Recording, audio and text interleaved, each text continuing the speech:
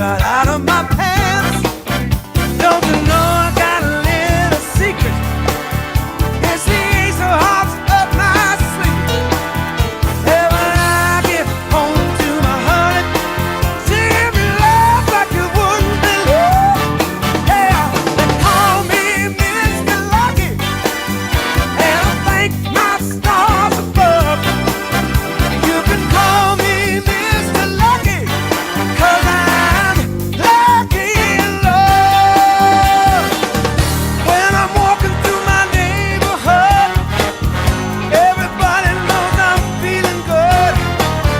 See me smiling from my head and my feet. They say, ain't that Mr. Lucky coming down the street? Hey, that's me.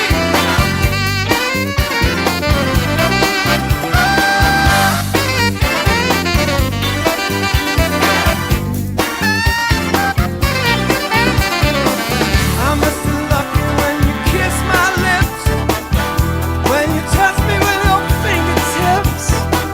I'm Mr. Lucky when you hold me tight. I'm Mr. Lucky when we kiss goodnight. Baby, they call me Mr. Lucky, and I thank my stars above. You can call me Mr. Lucky, 'cause I'm lucky in love. Call me Mr. Lucky, and I thank my stars above. You can call me Mr. Lucky, 'cause I'm lucky in love. Call me Mr. Lucky in love. Call me Mr. Lucky in love. You know that's right.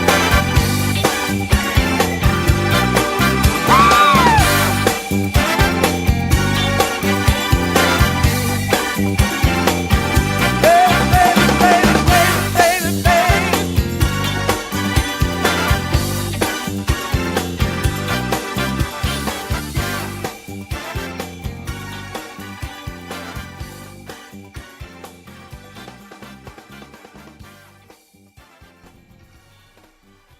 Hey, everybody, what's going on? What's hot? What's hip? What's happening? What is shaking on your hump day? We here at the Tom Gully Show, of course, as always, wish that you get the full, total, and complete amount of hump that you so desperately crave and you so rightfully deserve. We got some business to do. Today, I'm going to tell you about the World Trade Center. And let's see here. First thing is, like, share, subscribe, notification bell, all that free stuff that you can do to help the almighty algorithm. We must support the almighty algorithm. Okay, and then we do have super chats and memberships. Please turn on your gifted memberships, which I will put the instructions for on the crawl here.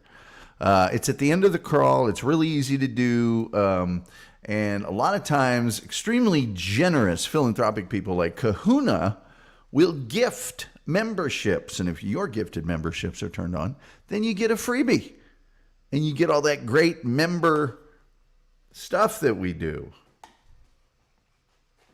You know. Karen Garvey is on the road. She says she'll be listening as she drives. She just dropped in to say hello. Thank you for doing that, Karen. Kahuna says, on the road, Dupa. Kahuna is being greeted. By the way, we do have the most cheerful chat room on the internet, as verified by independent sources. This is beyond contest here. Hey, Reverend, it says. Boy, whoops, sorry. Kahuna says, damn, got my other account. you gift yourself? Gifting yourself sounds like a euphemism for something else, doesn't it? Hey, so September 11th. This microphone here seems... Hold on.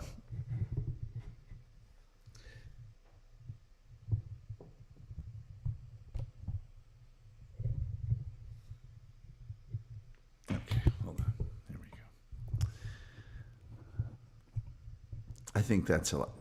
Come on now. I think that's a lot better, don't you? Although it's kind of jacked up now.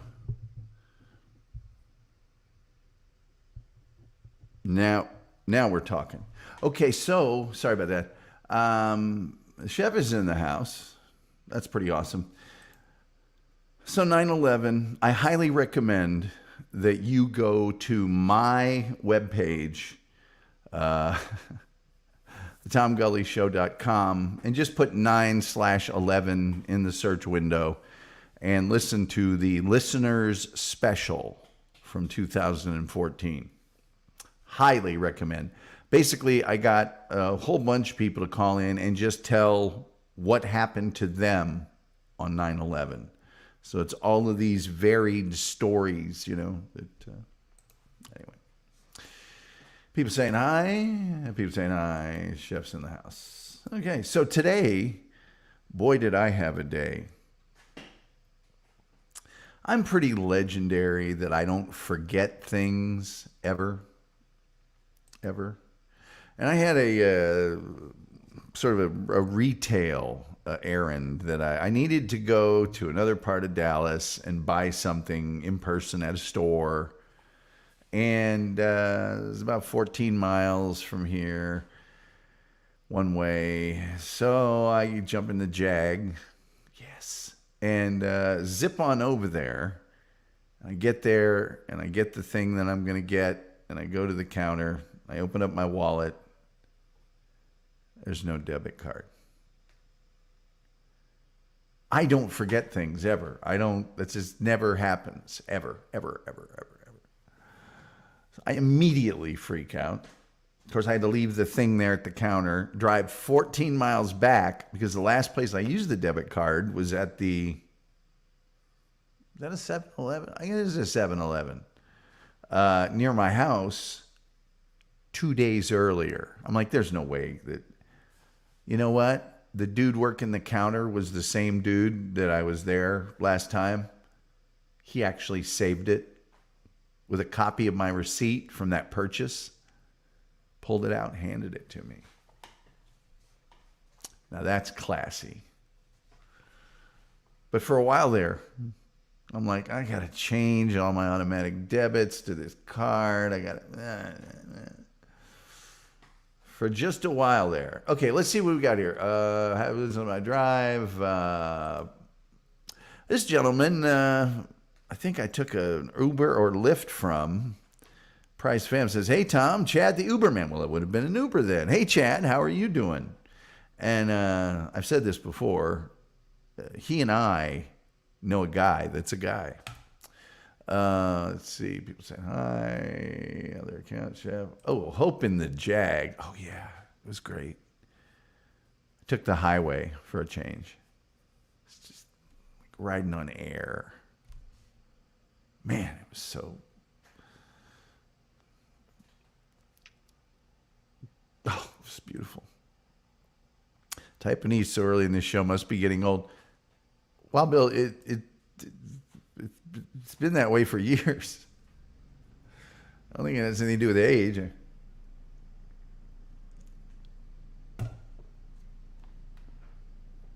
I think that's the way it is. So, yeah, man. There was almost trouble today. There was almost big trouble. Cursing, a lot of cursing. I had the Guardians of the Galaxy Volume 2 soundtrack in, so that chilled me out a little bit. Man, was it great being on the highway, though. Oh.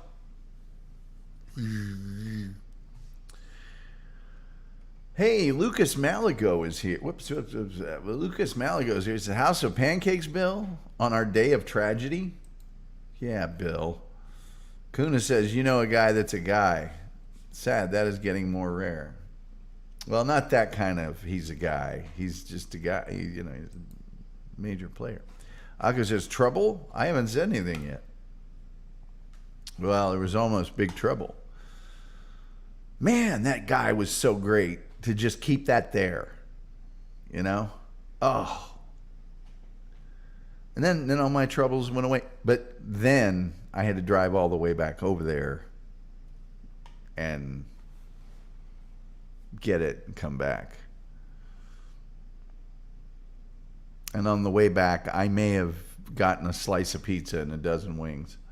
SG Fanboy says he was sick on 9/11 and stayed home, watched it on TV by myself. SG Fanboy, I have a very similar story that I will share a little later. Aku says, by the way, notifications work again. What are you telling me? They've always worked for me, Aku. They're working for you again, is what you're saying. I got you. By the way, behind me is the lobby with the World Trade, well, one of the World Trade Center buildings. I was 9, says SG Fanboy. Wow. Yeah, I have a little different story. I was much older than 9. And let's see here. Yeah, I haven't received a notification in a long time. Well, I'm sorry, Kahuna. Make sure it's pressed and stuff. I can't really blame YouTube for not telling people about this show. Yeah. Whoops, till today. And then he got a notification. Aku says, I was in public school and saw it live. Hey, there's Rumpled Trenchcoat, a Columbo podcast. Reverend Wild Bill says, I never get notifications for Tom's show. I have to set an alarm or hope my old brain remembers. Well, I don't know. I can't. I don't. So I guess I'll tell my story and then I'll tell you about the World Trade Center. I can't really remember why I was at home on September 11th. I'm pretty sure that I was working for a very, very, very large ad agency. And at that time, we were pitching a lot of new business.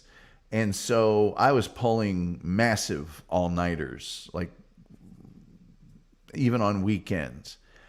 I would suspect that the reason that I was home was that we had pitched, and worked all those extra hours, presented on Monday, because I think 9/11 was Tuesday, and then they just went, hey, you've been burning the midnight oil for a month and a half now. Take a couple days. Very common. But I got a phone call from my girlfriend at the time, who was a nurse up in McKinney. I was living in Bedford. And these are all little towns in the Dallas-Fort Worth Metroplex. It's just a big chunk O-town from Dallas to Fort Worth. And she goes, you need to turn on your TV. There's something going on. A plane hit the World Trade Center. So I turned on my TV. I was in bed, actually. And right as I turned it on was when the second plane hit. And she goes, wow, there must be something wrong with the ground air traffic control. And I went, no. Not that would make 2 professional airline pilots fly into, no, it's terrorism. I said, I'm coming to your house right now. Jumped in the car, went over to where she worked, got her keys, and I think I stayed there for a week because everything was shut down. Dallas is a major airline city. They shut all the airlines down for that week and stuff. I mean, it was, but you can actually go on archive.org, and there's a section on there for the 9/11 television coverage, and you can watch ABC, NBC, CBS, Fox, CNN, and maybe it's BBC for like 3 days of when all that stuff was going on. If you're interested. If you're interested. Diana Bryan says, I was also older than 9. Yes. People saying hi. I only find out about it when I say I feel lucky on Google and I get dumped here. Yeah. Kahuna. Let me see. People saying hi. People saying hi. Great show if you have insomnia. Get some rest and turn on the show. Yeah, man, it'll put you out in no time. Long-time chatter, first-time viewer. G Fanboy says, I was watching Power Rangers and cut to the news. Well, I don't know about you, but that would freak me out really badly. To be watching the Power Rangers and then, oh my God.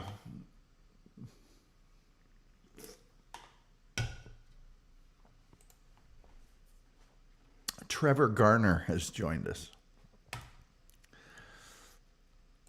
Let's see here. Whoa. Oh, people saying hi. Let's see here. Randy said, I was working at One America downtown. It's a 36-story building, and they cleaned us out quick. Wow. So, I do highly recommend that you go listen to that Tom Gully Show listener special on my podcast on thetomgullyshow.com. Just search 9/11. You'll find it. Highly recommended. It won an award. What more do I need to say? Diana Bryan says, we as a family were on holiday down in my hometown, staying at a holiday caravan site. Oh. I never found out if they beat Lord Sid or not. Not for nothing, but that pink Power Ranger. Just saying, that pink Power Ranger is not for nothing, but that pink Power Ranger, where's that thing? Is this it? I hope this is it. That's where I'm going. I think this is it. I think this is it. It is. I am positive. But I'm gonna. Okay, let me tell you about the World Trade Center, shall I? Why don't I show you a picture? There you go. There they are. God, weren't they beautiful? Weren't they beautiful? Weren't they beautiful? What's this say? Kimberly, she was a 10 out of 10. Oh, yeah. Kimberly was, well, boy. Pink Power Ranger. Reverend Wild Bill, and a few of the female villains. I'm just saying. Reverend Wild Bill says, SG Fanboy, they didn't beat him, but he did retreat until next time. Like always. Like always. All right, let me tell you about these structures. Okay. These babies housed 7 the World Trade Center. Most people think it's just those 2 towers. It's not. There were 7 buildings, and it's on like a 5-acre plot, about a city block probably for the main towers. The World Trade Center had, get this, nearly 10 million square feet of rentable office space. And that's like 3 Disneylands worth of space. Okay?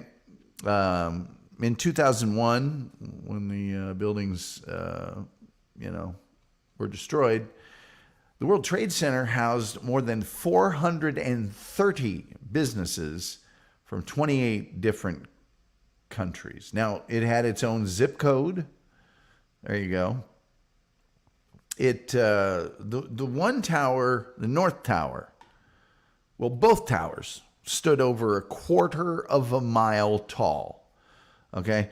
Now, the North Tower was 1,368 feet. For whatever reason, the South Tower was 6 feet shorter. Also, the North Tower had the transmission broadcast antennas, which added about 360 additional feet to the top of the tower. Each of them had 110 floors. On windy days, get this, on windy days, each tower could sway up to almost 12 inches, a foot, from side to side. And I'm pretty sure it was designed that way.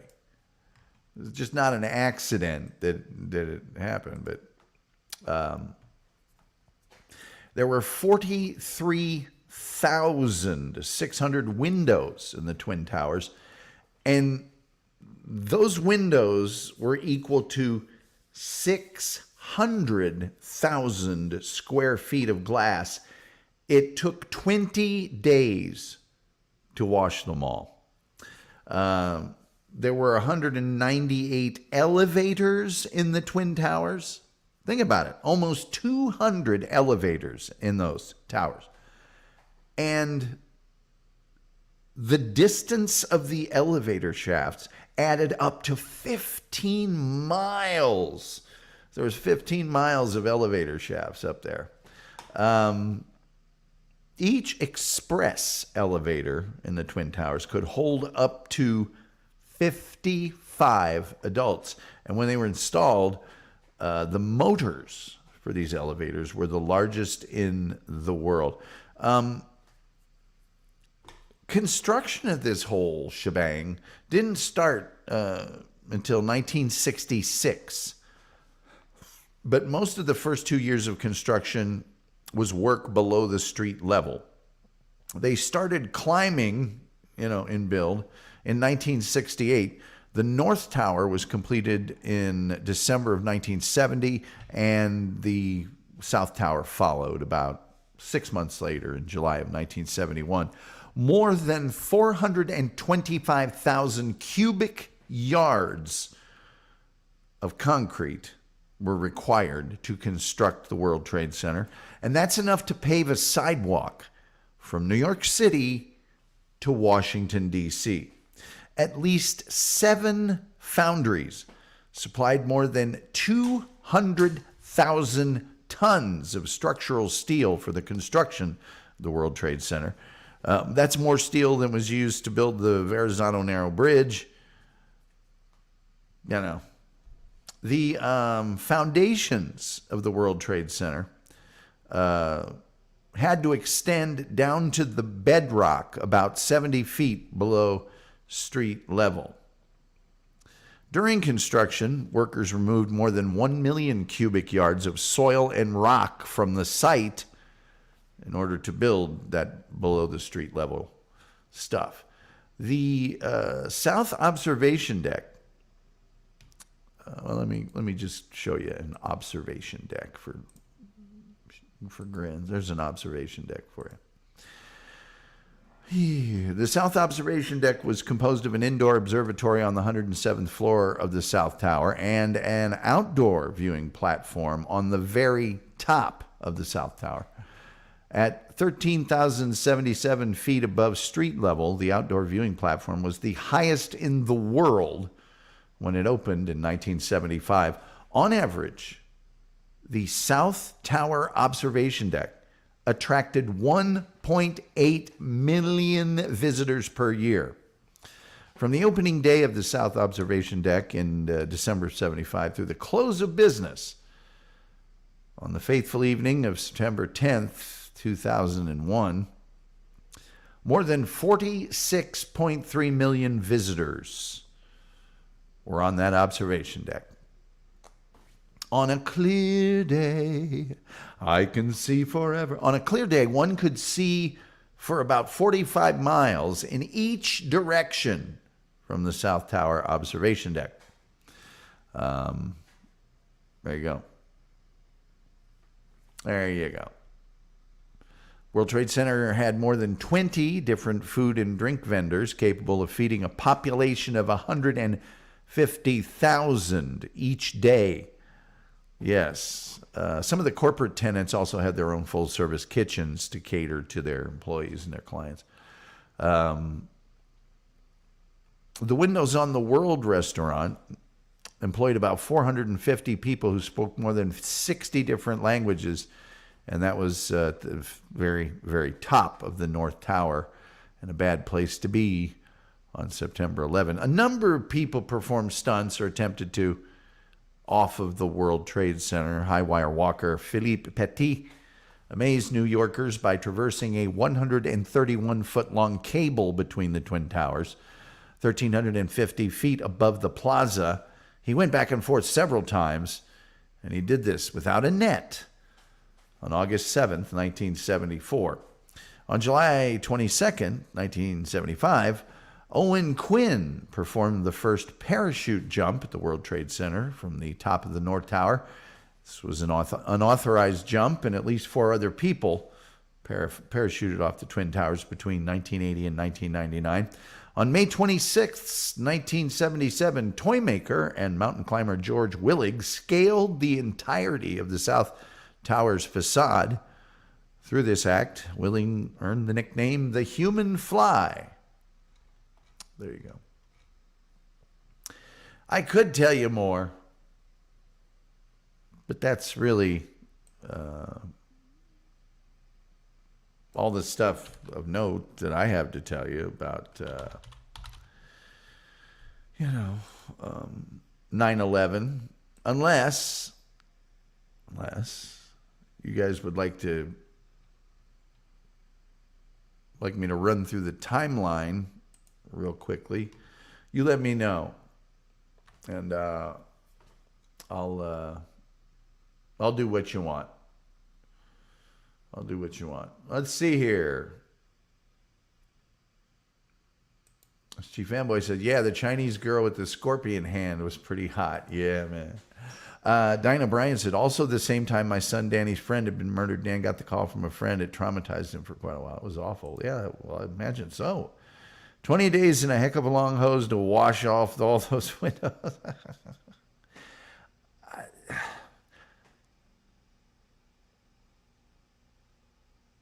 They can't have had window washers going down the side of that. Could they?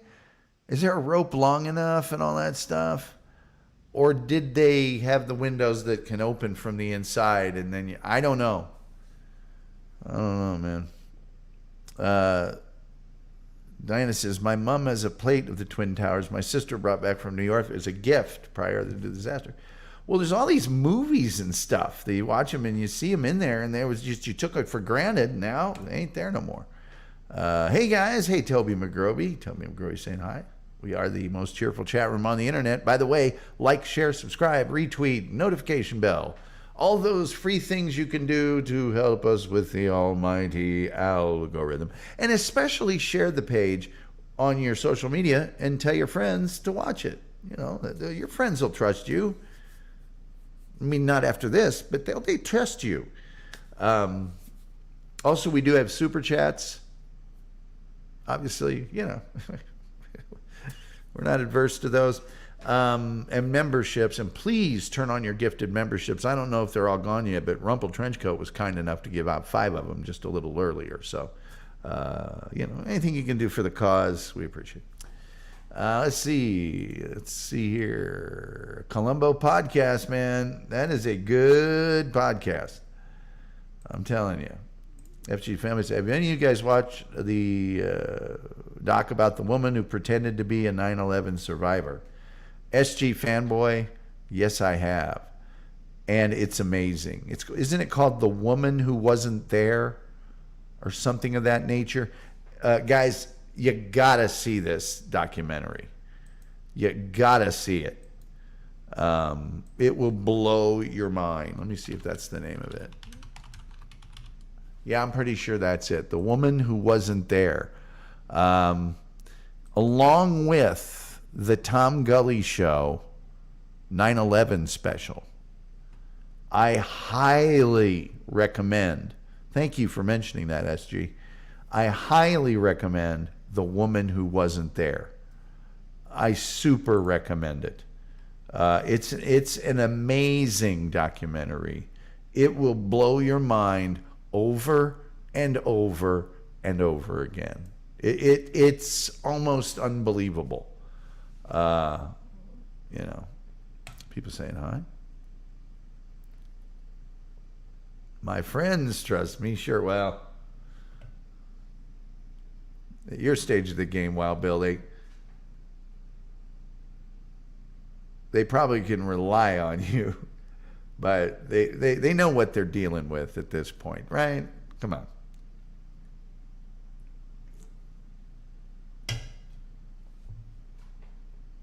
Higher resolution.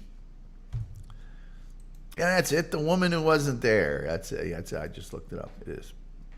Rumpled, thanks for giving those 5 memberships. Yeah, Rumpled. And thank Wild Bill for giving 99 cents. So we've reached our goal of any amount of money. Naturally, we'd like to. I mean, I didn't think you guys would take me literally on that. It was meant to be absolutely hilarious, side-splitting humor that I'm known for on this. All the times I'm about to recount to you are Eastern time. On the morning of September 11th at 7:59 a.m., American Airlines Flight 11, a Boeing 767, carrying 76 passengers and 11 crew members, excluding the hijackers, departed about 14 minutes late from Logan Airport in Boston, bound for L.A. That's the plane that would later hit the North Tower of the World Trade Center. At 8:14, just 15 minutes later, United Airlines Flight 175, a Boeing 767, carrying 56 passengers, excluding the hijackers, 9 crew members, departed also about 14 minutes late from Logan in Boston, bound for L.A. There were 5 hijackers on board.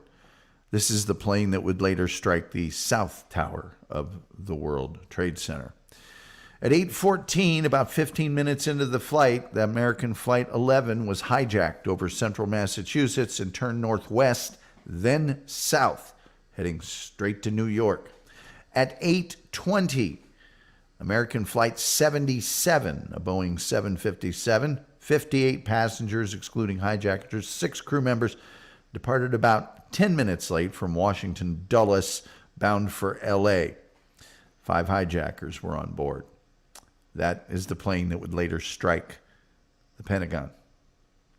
At 8:42, United Airlines Flight 93, a Boeing 757, 37 passengers, excluding hijackers, 7 crew members, departed 42 minutes late. So had they departed at 8 o'clock, they would have been departing at the same time, much closer to when the first 2 planes were taking off. And they took off from Newark, bound for San Francisco, 4 hijackers, and, about this same time, Flight 175 is being hijacked, that second flight that took off. And Flight 11, the first flight that took off, is about to descend into New York and is 4 minutes away from crashing into the North Tower of the World Trade Center. 8:42 to 8:46 approximate. Flight 175 is hijacked above northwest New Jersey, about 60 miles northwest of New York, and goes in kind of a circle. It's just minutes from crashing. Flight 11 crashes into the north face of the North Tower of the World Trade Center between floors 93 and 99. All passengers aboard are instantly killed, along with an unknown number inside the building. The aircraft entered the tower intact.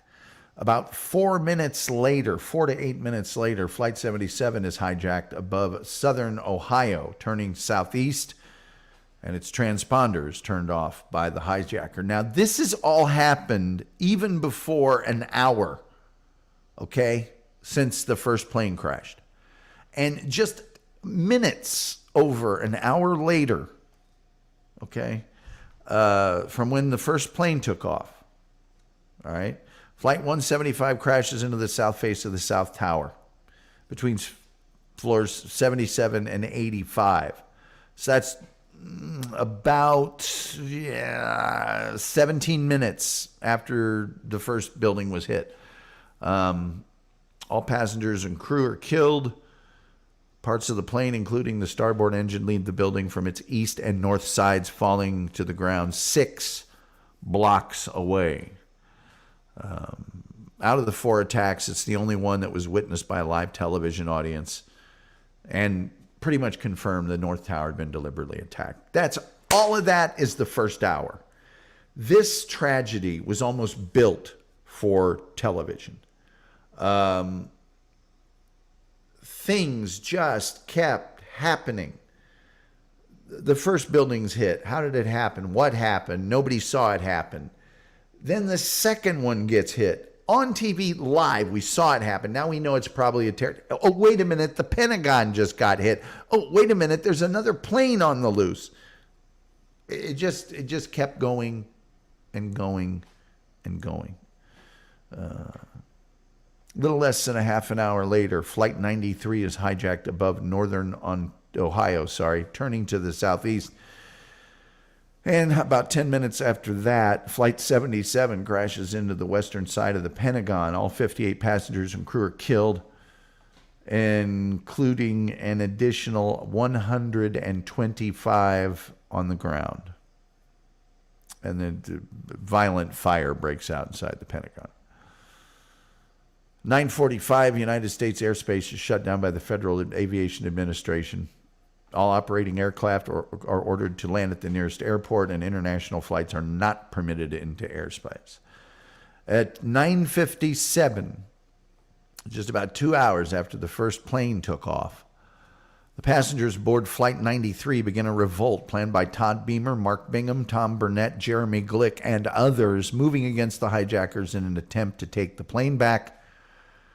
2 minutes after these passengers form this uprising, the South Tower of the World Trade Center collapses. 56 minutes after the impact of Flight 175. Impact speed is considered one of the likely factors during its much faster collapse, unlike that of the North Tower. Just 6 minutes after the uprising on Flight 93, it crashes as a result of the fighting in the cockpit 80 miles southeast of Pittsburgh. We all know the story. The passengers learned about the attacks on the World Trade Center and Pentagon and said, not us. Flight 93's likely target was either the United States Capitol building or the White House.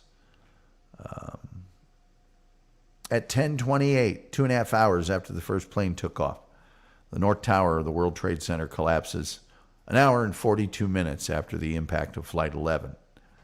The Marriott Hotel at the base of the two towers is also destroyed.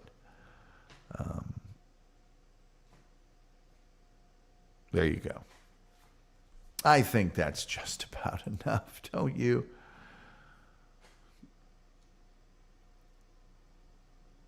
Wow, Rumple Trenchcoat, thank you. I keep forgetting to use this. Toby McGrovey with 5 Canadian in a super sticker. Thank you so much, you guys. That is so nice of you. I really appreciate it. Look, I know I'm a grouch sometimes. I really appreciate you guys being here every day and supporting the show. It's really awesome. And journey with... Hear it? I hate that guy. Journey with me as we ramp back up to when we actually had listeners on the show. Remember that? Just a couple months ago. Just like 3-4 months ago. Where are we at? What do I got here? Oh, God. There we go. Are you saying I come with a warning label? Oh, no. There's no need for a warning. I think, no. It's... We all know. Kahuna is the membership gifted, Tom. I don't know what that means. Who's laughing? Diana O'Brien says, what's the weather like where you are, Tom? Windy, cold, teeming down here. Well, today it was in the 80s. It rained a little bit even when I was driving. It's going to be up in the 90s, though, from now for the foreseeable future. So, Julian says, hey, man. I forget. Oh, I already did that one. SG fanboys say, almost like it was planned that way. Yes. Big brother. Dumb ice cream guy. Rumple Trenchcoat says, a few days after the event, I was driving my family across Throg's Neck Bridge, and it was so eerie seeing only one plane fly overhead. I think we found out later it was Air Force or some other. Yeah, that would have been it. Randy says, I remember everybody going to the gas station on their way home. Such long lines. Oh, yeah. Choco Taco. Yeah, military planes were about all that were going on. But listen to that podcast I did, and should I put the link in the whatchamajiggy? Do I need to put the link in the whatchamajiggy, you guys?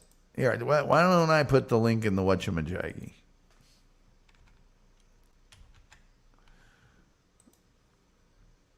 Here's the link. It's in the whatchamajiggy. There you go. That's probably a lot. You could just go to the TomGullyShow.com. It'll automatically send you to that blogspot page and just use the search and put 9/11. 9/11. You'll be right as rain.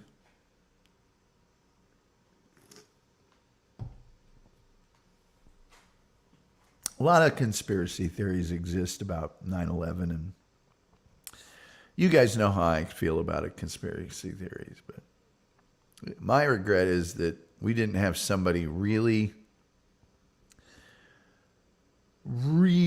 capable when it came to the investigation. I mean, we didn't go out and get the greatest investigator in the world. Here's who I would have liked to have seen investigating 9/11. Yes. Columbo. I'm pretty sure Columbo could have figured out, what the... Almost positive. Columbo could have...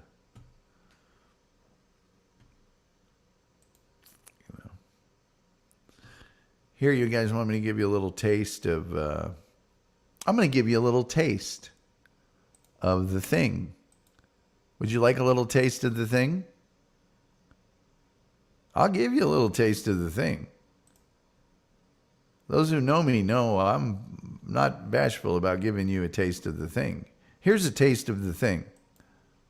Here's a few exciting scenes from tonight's episode of The Tom Gully Show. And I saw a clip that an airplane had struck one of the towers. And I, like most people, probably thought it was I did indeed think it was just a horrific accident. And then soon enough, the next one hit, and then it struck me. This is no accident. And I couldn't help but think of all of the dreams and lives, especially of the children, that were now changed and devastated forever because their parents were no longer people in their lives. And what was fascinating, truly, that all the barriers were broken for many, many weeks. President Bush and Giuliani were united with people of different faiths and different political persuasions, and everyone understood in one moment that we were just one American people. Probably that particular day, I would have to say, would be the most surreal day I can recall of my life. I will never forget 9/11. I will never forget what it did to this country. I'll never forget what it did to our psyche, and I'll never, ever forget the warning that was delivered to us on that date. Due to some Oh, hey, want to hear the opening of my podcast? You guys might like this. violent content, parental discretion is advised. It's time, America. Mr. and Mrs. North and South American, all the ships at sea, let's go to press.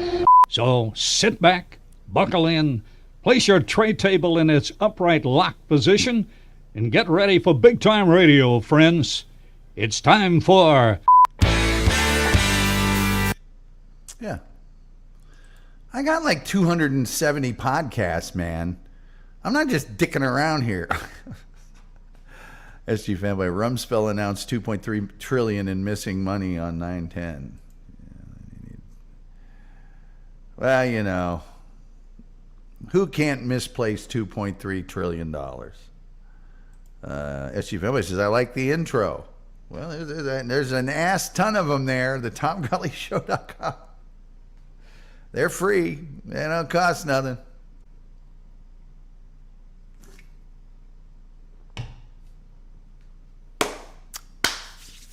Yeah, so I don't know what you guys were doing on 9/11, but I can say that I think that probably for my grandparents, you know, where were you, Pearl Harbor, whatever. For my parents, it's probably where were you when John Kennedy was shot. And I think for people my age and maybe even younger, it's where were you on 9/11? And I don't think anything that's ever happened has had the coverage, has had the, it's happening right now, and it is vast in scale and impact. I don't think anything like that's ever happened before. Toby McGrovey says 9. You were 9. Randy says, I just posted it on my Facebook. Well, hopefully people will listen to it, enjoy it.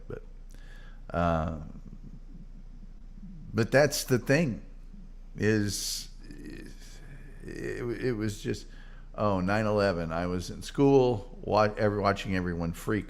Yeah, I mean, it it happened at 9 o'clock, 8 in the morning, our time. Just in time for the Today Show. Purple Trenchcoat says, I remember my boss lectured me at the time because I closed the office early once everyone got past the initial shock. I don't work there no more. Well, he's a fool. Nobody's going to get any work done.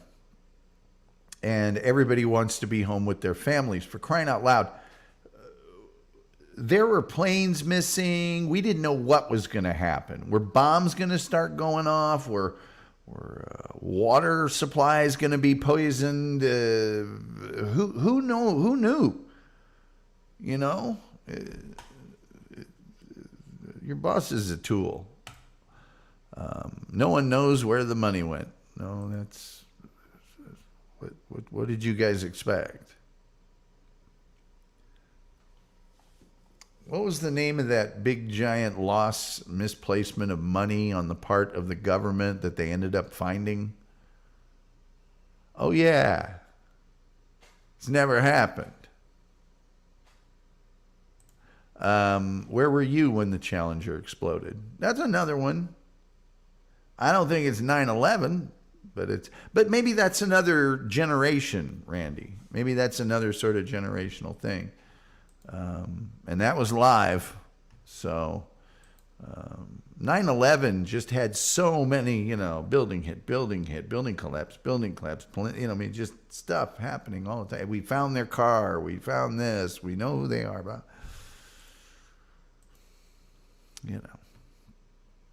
By the way, I'm going to just go out there and say, I don't think, and I'm kind of sticking up for SG Fanboy here, I don't think Night of the Living Dead Johnny, Tom Gully AI, gets enough credit. I'm just saying. Nobody ever remembers the Columbia. We do down in Texas, where it dropped all of its pieces as it was hurtling across the sky. Tommy McGrory says, I see what you did there, Tom. No such thing as recovered money. No, that doesn't happen. That has not been my experience. Rumble Trenchcoat says, my sister was a lawyer in Manhattan at the time, and we couldn't get a hold of her. She's fine, but I did give my ex-boss my unfiltered opinion of him. Yeah, I mean, most places had TVs on if there was anybody even at work, but a lot of places, all the places I know of just went, hey, just get out of here. Schools were letting out early, for crying out loud.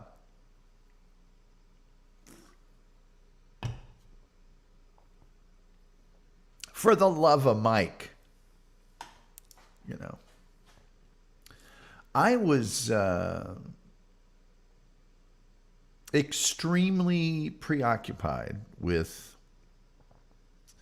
the water supply being tainted.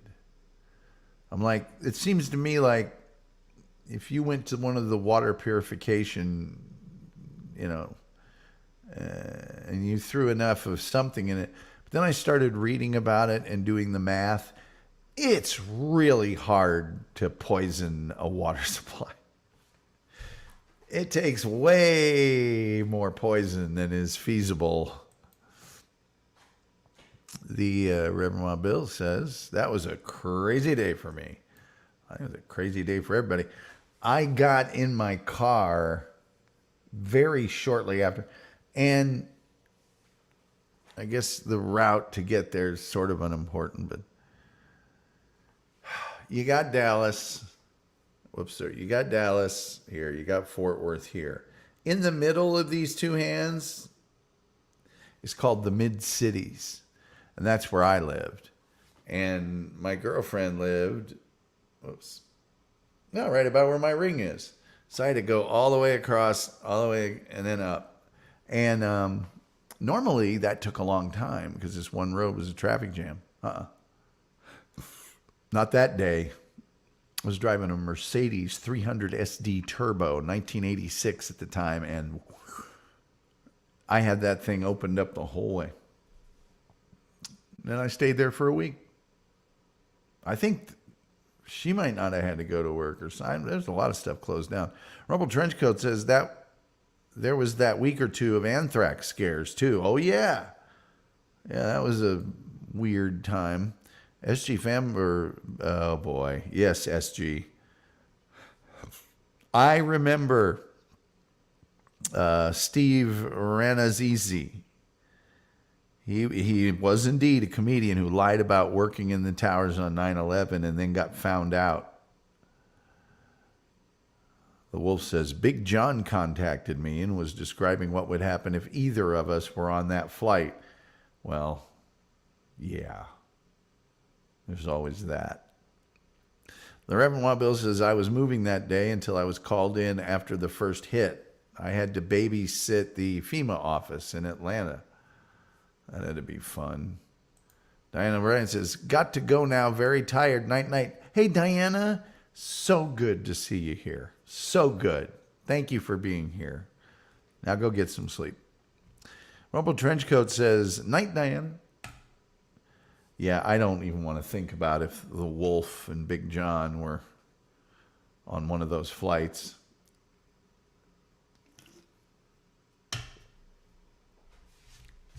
The plane would have just landed in its normal destination. And the first stewardess would ask the police that waited at the gate, all we really have here is dismembered body parts. There's nobody to arrest. Randy says, what kind of ring do you have, Tom? Hey, Randy, I'm so glad you asked. I'm so not happy that Terry Nee is not here to make fun of it, but what I got here, let's see, I've done this before and it's focused, but maybe it's not going to do it this time. Come on now. Focus for me. Focus, come on. There we go. It's a Ball State University ring. Hold on. Get this over here like this. Whoops. Daggone it. There we go. Oh, come on. You piece of trash. Come on. All right, I'm not going to be able to make this. It's a Ball State ring. That's all we need to say. SG Fanboy remembers the anthrax scares. He stepped on a puffball mushroom, not knowing what it was, thinking Bin Laden had just put it in my front yard.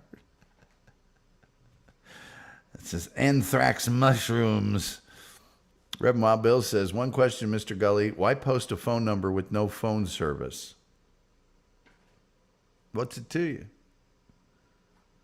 I'll turn it on when I feel like it. Rumpled Trenchcoat says, get the handcuffs and some Tupperware. Flight attendant if Bill and the wolf were on the flight. And so that's your diploma? No, I have shown the diploma during that whole Stuttering John fracas. I actually did show my diploma on the show here. But when I opened the phone lines at the start of every show, nobody called in. Okay? And when only one or two people call in, that's not the reason I have a phone line. So I'll open it when I feel like it. Excuse me. Yes.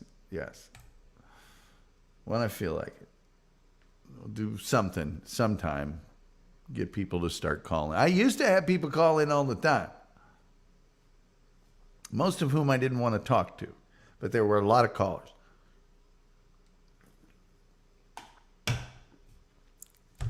Now if it's just going to, we can do that over Facebook chat. I don't need a phone line for that.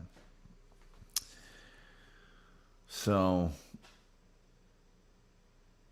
did you guys ever think to yourself, because I've watched every 9/11 documentary there is. National Geographic has a really good series. I think it's called 9/11 One Day in America or something like that.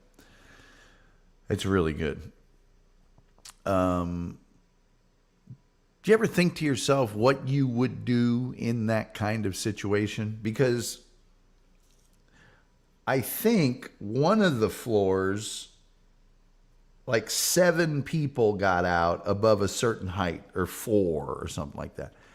And the other tower, nobody got out above where the plane struck. Nobody. There's just stories of people that miraculously found their way,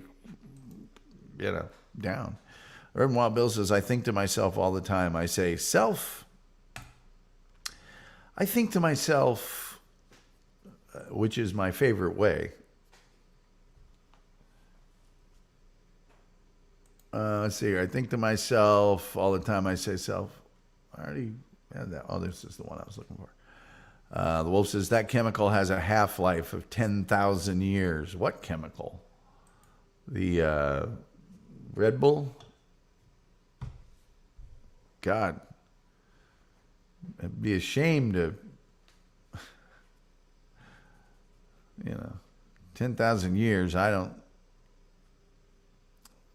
appreciate it, but I don't think I'm going to need it for that long. I only need it for, like, tonight. Just for tonight. Hey, we'll be here tomorrow night, too, by the way. Read above Rev's comment. That's your diploma.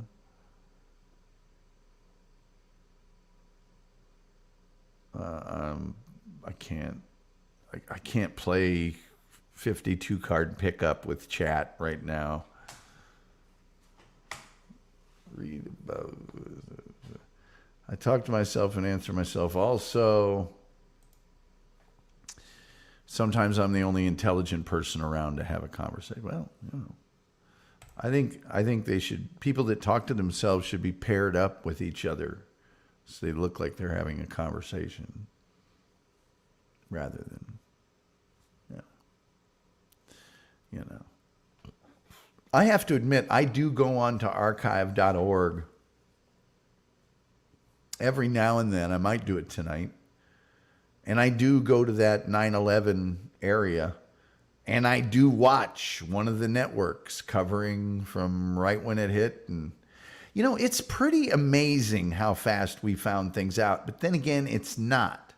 Because once they identified the flight, they were able to look at the manifest, they were able to look at the security footage, etc. And then they could track those people back through the airport out to the parking lot, parking garage, because they found their cars with manuals and plans and crap in them. the same day. Same day.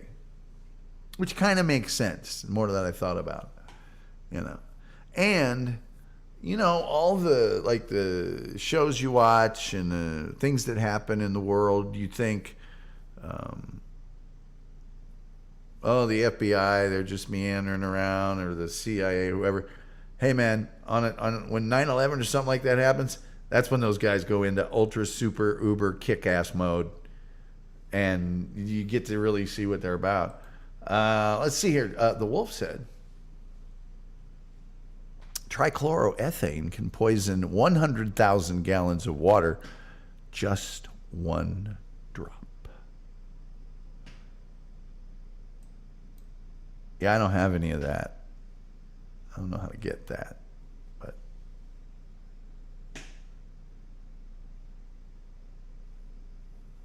But there's all sorts of other factors. First of all, 100,000 gallons of water for a city water supply is nothing. Nothing. That's like a couple of swimming pools. Nothing. But you also have to consider temperature. You have to consider dilution, motion, natural filtration. I mean, I started looking into it, and it's just like, it's probably better. But thank you for that information. The Wolf says, just one little wafer, just one little bit. It's only a wafer thin. I'm gonna sick up. Randy says, everyone say goodnight, Gracie. Good night, Gracie. The Reverend Wild Bill says they should have known when they were at the training school. Weren't interested in learning how to land. Red flag, you think? Yeah, it's like, hey, can you tell me how to take off? And by the way, they didn't even need to know how to take off. Somebody else was going to do that for them. Landing?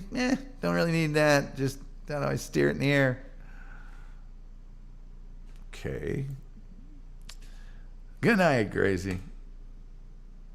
Yeah, Rev, that was, you know, and the guy that ran that flight school, hey, they paid their money, you know, I mean, and by the way, all these very devout Muslims, like the months or weeks or days, whatever it was, preceding their suicide mission, they were at strip clubs drinking extremely expensive booze and throwing cash around like, you know, no tomorrow. The Wolf Surter says, nope, it's the most poisonous substance and it is indestructible. Okay. Gargling with trichloroethane. Wait, what?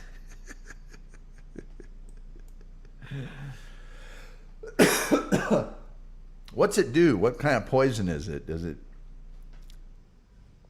you know, it's like cyanide. You can't process oxygen. Does it attack your central nervous system? Does it, you know, what's it do?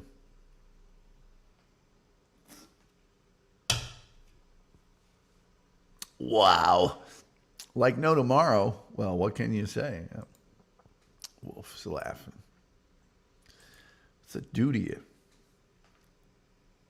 Does it make you start like a rattlesnake bite? Just makes you bleed everywhere, every pore in your body?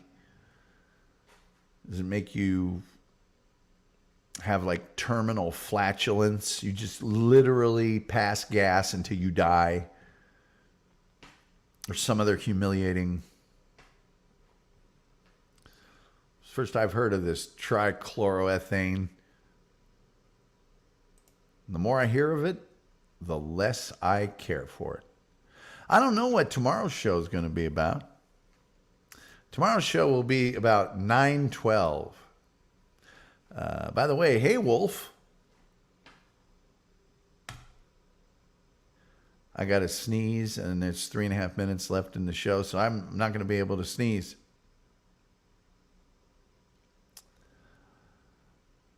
Let me tell you something. Driving the Jag today. Oh, my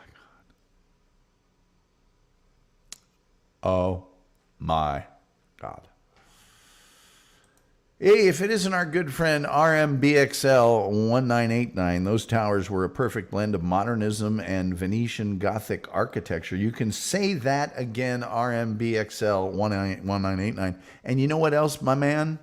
They were a marvel of architecture and construction, the unique, hanging platform, core structure, the outside steel being part of the whole thing. They were just a wonder.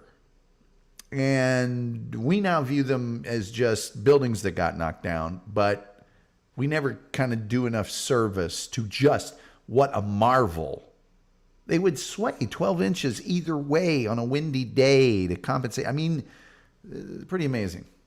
The Wolf says, Rev, hey, what's going on? Toby McGrovey says, this trichloroethane's a real jerk. The guy I know said, trichloroethane, you got to get to know him. Once you get to know him, and I said, hey, the guy's a jerk. Why would you want to get to know him? I hate that. Hey, you want to come over for a cookout? Spider's going to, not Spider, because you guys will think I'm talking about Spider from Joey C's. But I used to know a guy back home with that same nickname, but his real name was Steve. Steve's going to be there. Yeah, man, I'm not big on Steve. I'm really not. Why? Because he's a jerk. He's always got to be right.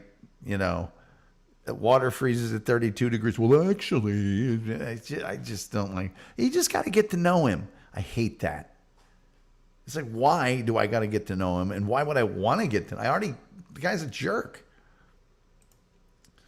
Randy says, how about doing a show about pizza?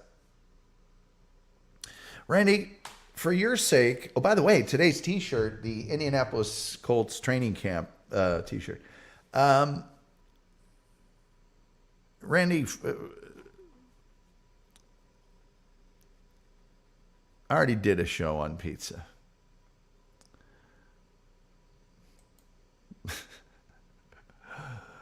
The Wolf says, why couldn't I have met Steve? Oh, you might know who he is. He was that 5'10", sort of stocky guy on Ball State's volleyball team who could jump really high. That's why they called him Spider. Sort of a crew cut haircut. I think he might have been from Fort Wayne. German last name, began with a B. I can't remember. Just a. Well, Bill says, I knew a pool huster named Spider. Yeah, this guy was just a. You might have met him, dude. He was a guy that would be at like a Pink Palace party or something like that. It's real.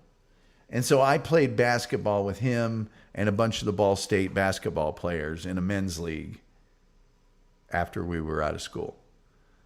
I didn't really know him that well during school. What a tool.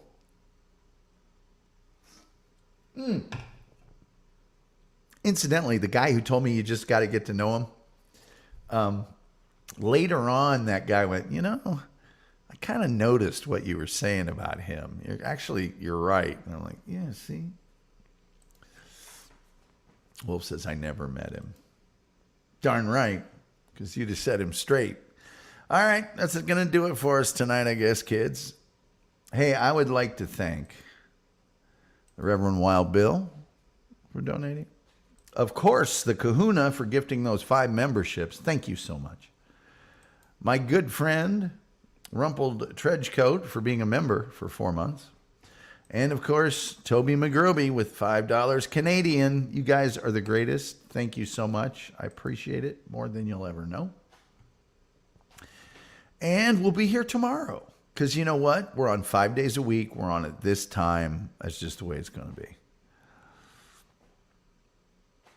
I'm sorry. Anyway, I hope you guys have a wonderful rest of your evening. I'm going to go check out Rico. So, till next time, we'll see you next time.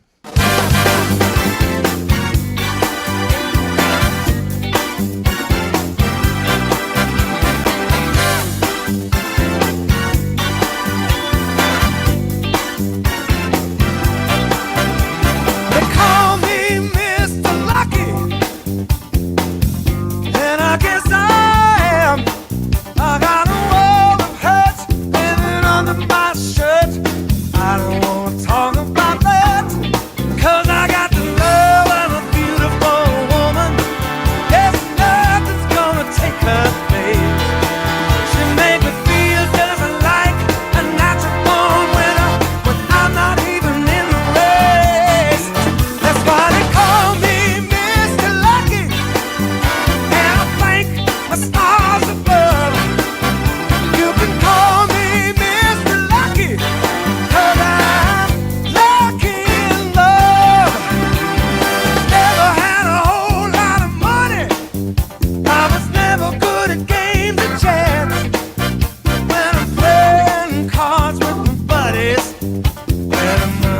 flies right out of my